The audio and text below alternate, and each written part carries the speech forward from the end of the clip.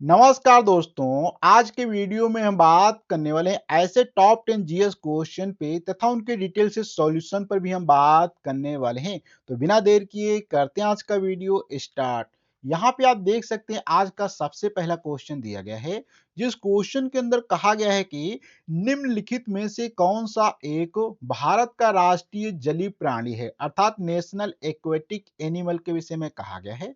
तो option A में कहा गया खारे पानी का मगर, या आलू रिडले टेटरल, या गंगा के डॉल्फिन, या सी वाला आंसर डी में कहा गया घड़ियाल।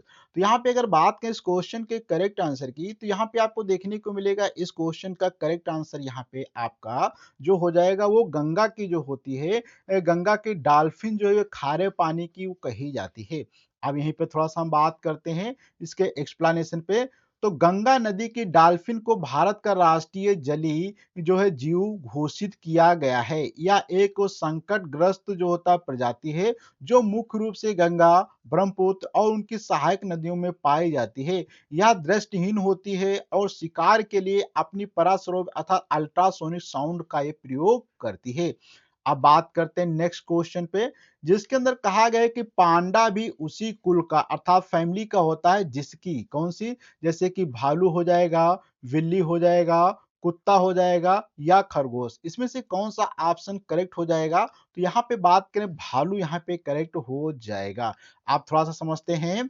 तो जायंट पांडा और भालू के कुल यानी अर्थात उर्सिडे का सदस्य होता है। अर्थात यहाँ पे कहा गया जायंट भाला, जैसे जिंत भाला कहते हैं, अर्थात पांडा भालू के कुल यानी उर्सिडे का सदस्य होता है। हालांकि इसका भोजन जो होता है मुख्य रूप से बांस होता है, लेकिन इसका पाचन तंत्र मांसाहारियों जैसा होता है।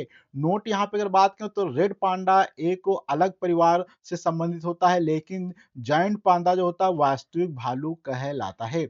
अब बात करते हैं नेक्स्ट क्वेश्चन पे, जिसके अंदर कहा गया है कि मच्छरों के नियंत्रण अर्थात मॉस्किटो हेतु प्रयोग में होने वाली कीट भक्षी मछली कौन सी होगी? ऑप्शन ए में कहा गया हिल्सा, लेब्रियो, गैम्बुसिया, या मिस्टम होता है। तो यहाँ पे अगर बात करें इस क्वेश्चन के करेक्ट आंसर की, तो इसका क्वेश्चन का करेक्ट आंसर यहाँ पे गैम्बुसिया हो जाएगा।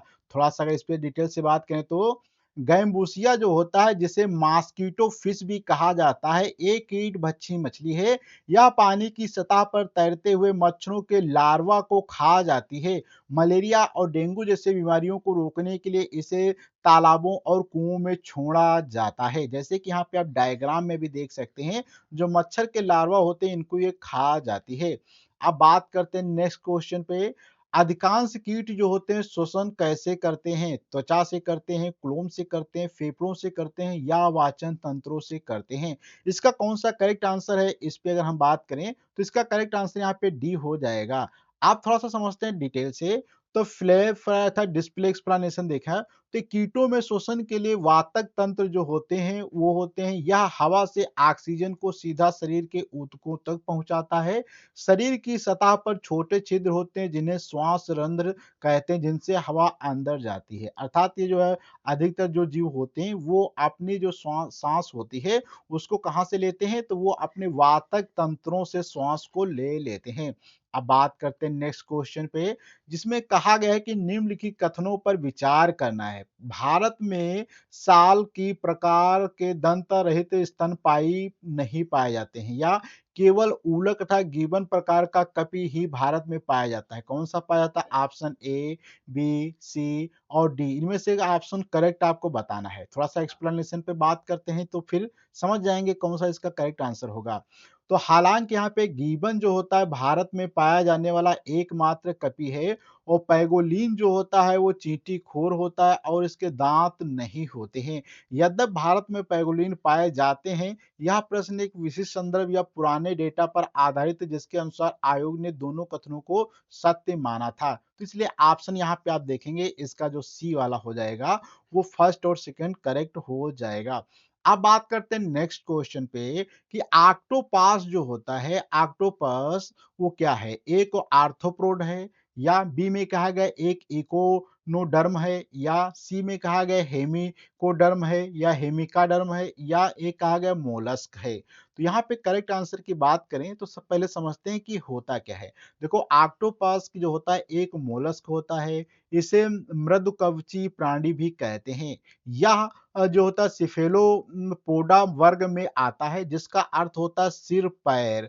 अन्य मोलस्क जैसे कि घोंघा के विपरीत होता है, इसमें बाहरी कवच नहीं होता है। तो यहाँ पे अगर बात करें तो इसका ऑप्शन केवल आपका करेक्ट रहने वाला है, मोलस्क तथा डी वाला करेक्ट रहेगा।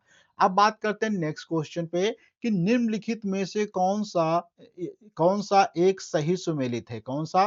देखो भेड़िया, वालरस, सील या हिरण।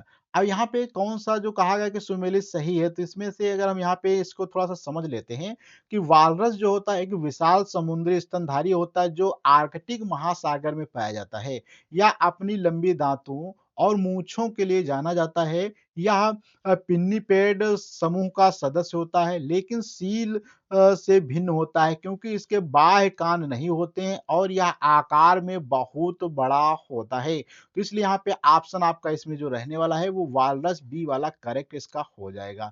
अब बात करते हैं नेक्स्ट क्वेश्चन पे।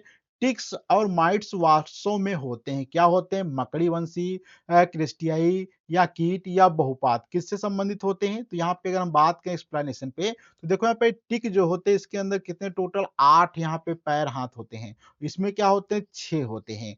तो टिक और माइट जो होते हैं वो मकड़ीवंशी वर्ग के अंतर्गत आते हैं। इनकी जो होती है 8 जोड़ी टाँगें होती हैं और जबकि सामान्य कीटों में केवल 6 जोड़ी जो होते हैं टाँगें होती हैं। इनमें एंटीना और पंख नहीं होते हैं। तो इस प्रकार से ऑप्शंस की यहाँ पे बात करते हैं तो ऑप्शन इसका जो होता है ए वाला करेक्ट हो जाएगा। अब बात करते हैं नेक्स्ट क्वेश्चन 19 नंबर पे कि यदि किसी उभयलिंगी पुष्प था तो कहा गया कि हर्माफ्रोडाइटिक फ्लावर में पू पू जो यहाँ पे पुमंग और जायांग होते हैं अलग-अलग समय पर परिपक्व होते हैं। तो इस तथ्य को कहते हैं क्या कहते हैं? यहाँ पे भिन्न कल्पकता कहा जाता है, स्वनिषेच उभयलिंगिता कहा जाता है, विषयुग्मन कहा जाता है या संगमनी कहा जाता है। तो यहाँ पे थोड़ा-सा बात करें एक्सप्लेनेशन पे तो इसे जो होता है भिन्न कल्पकता अर्थात तो डाइकोटोमी कहा जाता है कहते हैं क्योंकि यह पौधे में स्वपरागकरण को रोकने और परपरागकरण को बढ़ावा देने का एक तरीका होता है। जब नर भाग पहले पकता है तो इसे एक प्रोटेटी कहते हैं और जब मादा भाग पहले पकता है तो इसे प्रोटोगिनी कहते हैं। इसलिए यहाँ पे ऑप्शन जो आपका रह जाएगा वो यहाँ पे ऑप्शन आपका ए वाला करेक्ट हो जाएगा। अब बात करते हैं क्वेश्चन नंबर 20 पे। ये क्वेश्चन आप सभी लोगों के लिए होमवर्क में रहने वाला है। जिस क्वेश्चन में कहा गया है कि जीव वैज्ञानिकों ने पादप जगत और प्राणी जगत की जातियों को बहुत बड़ी संख्या में ज्ञात किया है, ढूँढ निकाला है और पहचान लिया है। संख्या की पुष्टि से अब तक ढूँढे हुए और पहचाने हुए जीवों में सबसे अधिक संख्या किसकी है? ये यहाँ पे आपको बताना है। तो जो भी इसका करेक्ट आंसर होगा, आपको प्लीज़ अपना आंसर कमेंट बॉक्स के अंदर बताना है। हम अगले वीडियो में मिलते हैं, कुछ नए टॉपिक के साथ में, कुछ नए क्वेश्चन के साथ में। जब तक के लिए धन्यवाद।